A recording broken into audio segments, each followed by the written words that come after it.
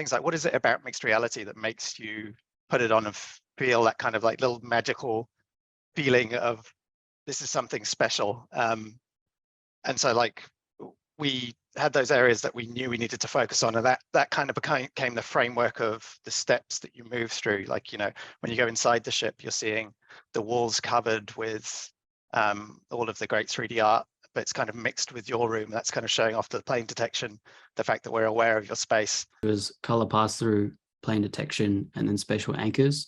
So those were the kind of three pillars that kind of built the story in a sense as well. So the first thing you see is a really colorful portal. And then the second thing you see is stuff bouncing around your walls, hitting your planes. And the third thing you see is kind of stuff appearing and disappearing in your space. So that was really cool to explore. And we kind of had to link it up with a narrative. And that's where Lucas came in with a lot of sci-fi, you know, a lot of really good references. And we were just having a ball with how we would write this thing. I guess we were so inspired by like how futuristic the hardware and the technology was that we were like, well, this has to be a really futuristic story to match it. So we just leaned directly into the sci-fi elements. We're all big like sci-fi buffs at Fourier. Where I think it's going to get really, really exciting, you know, for a company like Meta is, you know, we're always concerned with connection and presence. When we think about things like photogrammetry and NERF and those kind of technologies, and you know, Fourier guys were just touching on that. WebXR has become suddenly much more compelling for a lot of our clients. So we're starting to roll out Spatial Fusion in our metaverse experience centers in Australia, and we're hoping to do that globally as well. We have centers in our offices where people can come in and try out both VR and MR. And WebXR is just an amazing sort of very attainable and buildable solution for that.